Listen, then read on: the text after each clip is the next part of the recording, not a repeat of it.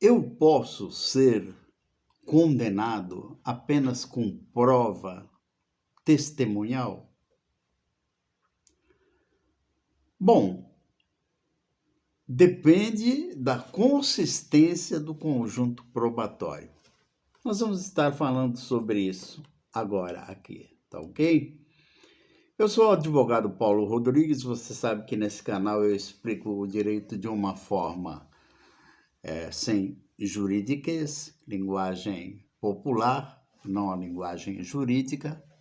Isso é coisas que a gente deixa para usar lá nos tribunais, tá bom? De forma que a pessoa possa entender. E hoje eu vou estar respondendo essa pergunta: se com base apenas em prova testemunhal eu posso ser condenado. Vocês sabem que existem casos e casos. Uma questão que inclusive tem se tornado perigosa, que tem sido objeto de oportunismo, principalmente de algumas mulheres. Não que homem esteja fora disso, mas normalmente as mulheres que têm usado essa questão de prova de estupro, né, que tem muito valor a palavra da vítima, porque estupro o sujeito não faz diante de uma plateia. Agora, se não existe filmagem, gravação, uma perícia ou alguma outra coisa a corroborar uma prova testemunhal, o juiz fica de mãos atadas, né, para condenar. Ele teria que, no caso aí, aplicar o indúbio pro réu, que é o caso da dúvida se favorece o réu, porque é um entendimento da justiça que é muito melhor, muito mais acertado absolver o culpado do que condenar o inocente. Então, a resposta a isso é curta, depende. Depende da consistência dos depoimentos, do conjunto de provas, perícias que se pode examinar. Vamos melhor entender. Há pessoas que acreditam que se não existe uma filmagem, uma gravação, um documento, uma perícia, ninguém pode ser condenado. Mas isso não é verdade, tá ok? Da mesma forma, também não é verdade que basta qualquer testemunha falar e isso já se cumpre. Você sabe que no direito criminal, esse é um adágio muito antigo, o testemunho é conhecido como a prostituta das provas, né?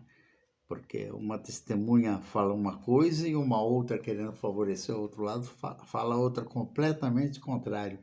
Então, você imagine a posição do julgador, quem tem que decidir isso aí. Então, é uma coisa muito complexa e, no conjunto, no direito penal, o juiz procura analisar esse conjunto. E as testemunhas fazem parte desse conjunto. Elas não podem ser avaliadas isoladamente, né? Vamos imaginar uma situação, uma testemunha afirma ter presenciado um determinado fato, ela dá um depoimento compatível, coerente com o que ela está dizendo e coerente com outras provas ali no processo existente. E ela não apresenta contradições relevantes, não coisas insignificantes, né? Nesse caso, o depoimento pode ter uma grande importância na formação do convencimento do juiz.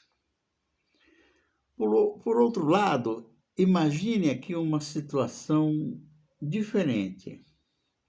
A testemunha apresenta versões contraditórias, muda informações importantes, o seu relato entra em conflito com outros elementos que fazem parte do processo. É aí que está o trabalho do advogado, pente fina. E nesse cenário, a credibilidade do depoimento ele pode ser questionado. Por isso que existe um ato processual que se chama a contradita, né, da testemunha. Uma outra dúvida muito importante é se houver apenas uma testemunha. se é possível a condenação. A resposta é não necessariamente, mas é possível. A quantidade de testemunhas não é o único fator relevante. O que importa é a qualidade da prova obtida. A credibilidade, a coerência, a compatibilidade com os demais elementos do processo. Uma outra pergunta que se faz: parentes podem ser testemunhas? Podem.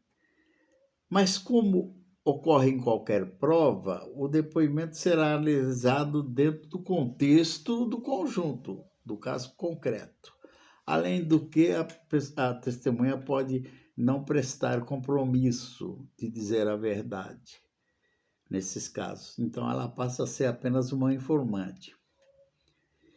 Mas não significa também que ela esteja, por ser parente, eliminada ou que ela esteja necessariamente mentindo por ser um parente ou um amigo.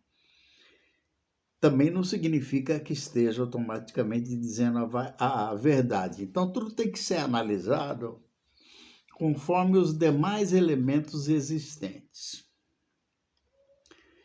E aqui existe uma questão ainda muito importante. No processo penal, deveria existir condenação baseada em mera suspeita?